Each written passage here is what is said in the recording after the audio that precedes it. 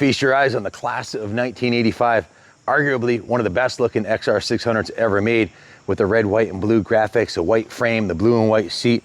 The thing just pops and it looks like it's in new condition. That's because we just did a full frame up restoration on this bike, including completely rebuilding the engine. The mechanic himself did that. If you followed the channel, you know he's built some world-class XR600s and 650s, including one he built for Junior that had a 50% increase in horsepower. This one here, I'll get into the engine in a minute, but this is definitely the grandfather of the XR650L. You can see the engine cases and everything are virtually identical to the 650. A lot of the engine design, the RFVC radial 4-valve combustion chamber is the same.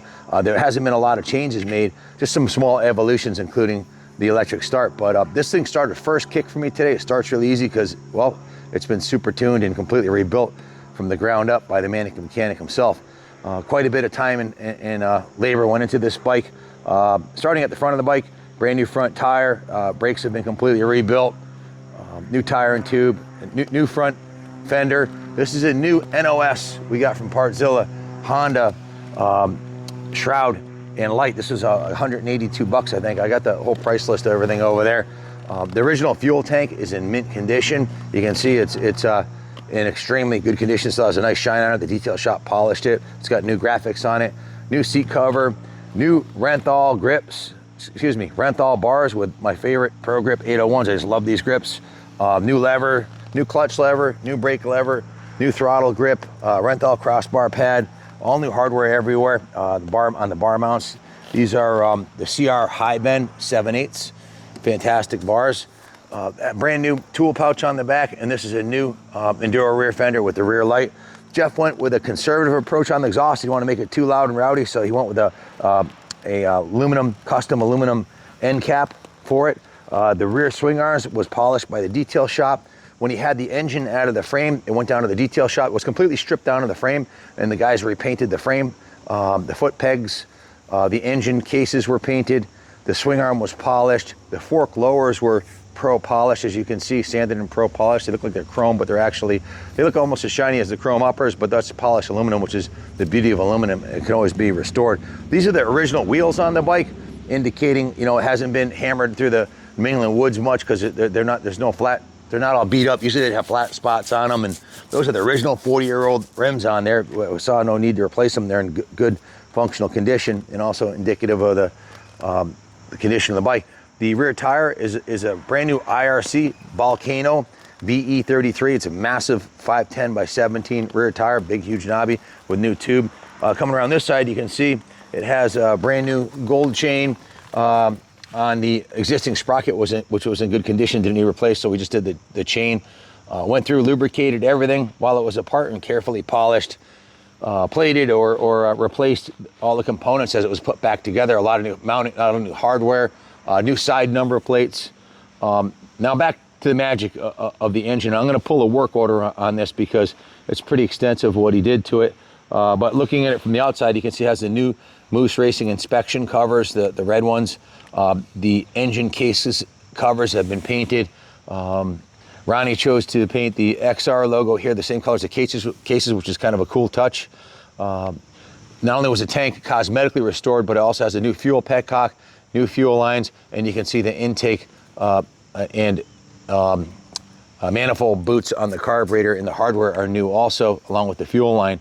So let me, also it has a new frame protector.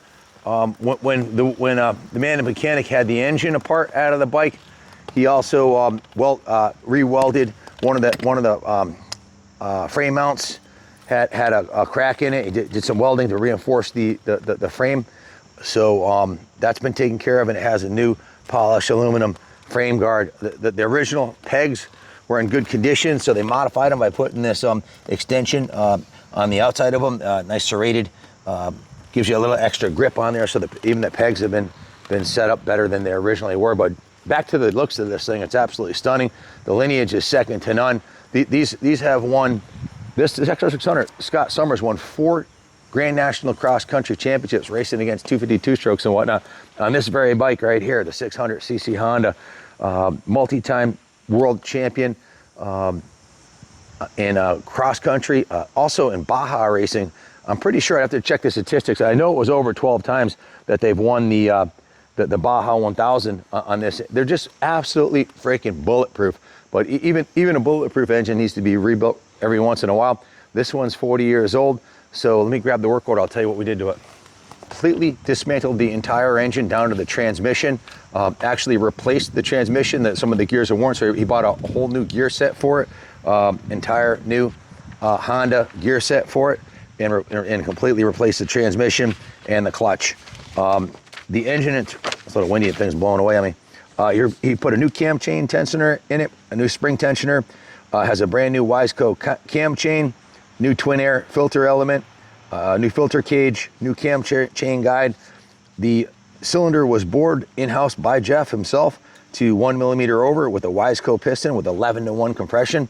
So the top end's brand new on it. It's got like 40 minutes ride time on it, just us breaking it in and testing tune. A new top end gasket set. It's got a base gasket and a head gasket. He went through the valve train on it, freshened everything up in there. Like I said, replaced the transmission, the engine case gaskets. He also replaced the shift fork in addition to the transmission. We also replaced the stator with a Performance Rix stator. I already mentioned the rear and front tire, the headlight and hardware and straps from Partzilla.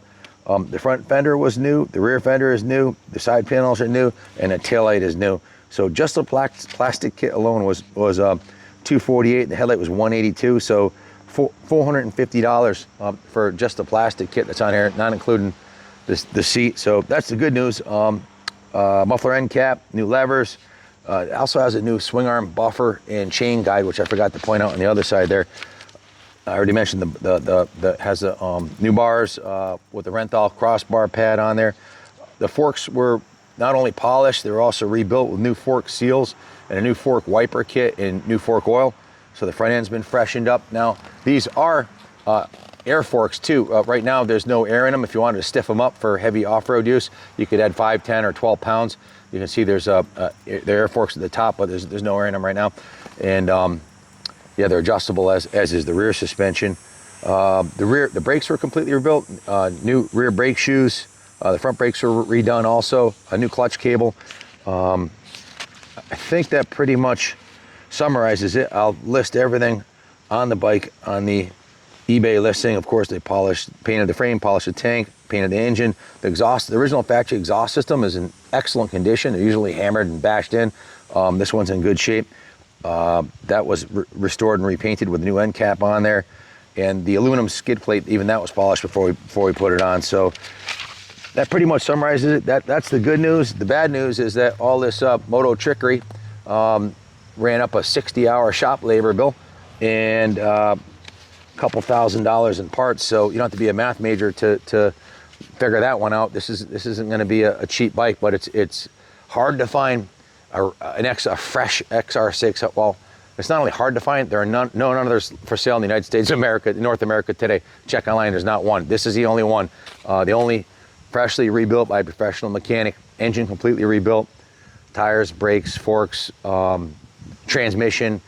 The original fuel tank looks phenomenal. The graphics are new.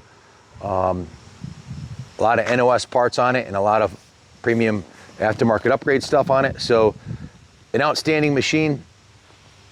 Bikes, the pedigree speaks for itself. The Honda has a long bloodline of winning off-road championships and desert racing, and most of them were hammered into the ground. So to find one like this, yeah, it's a unicorn. It's actually rarer than its little brother, the CR500.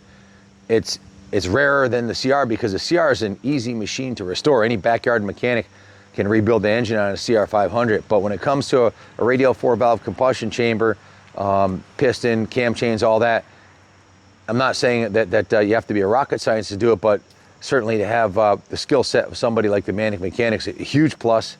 And the average backyard mechanic would struggle rebuilding this motor. Whereas on a CR500, I could teach a high school kid how to do it, really. This is a little bit more complicated. And it was done right. It started first kick for me, which is a hallmark of a well-tuned bike. So if you're looking for a world-class XR600, well, this is it, guys. If you have any questions, give us a call. You know the number. And of course, we can finance it. We can ship this anywhere in the country from here in Rockville, Connecticut at Kaplan Cycles. Thanks for watching, and God bless America.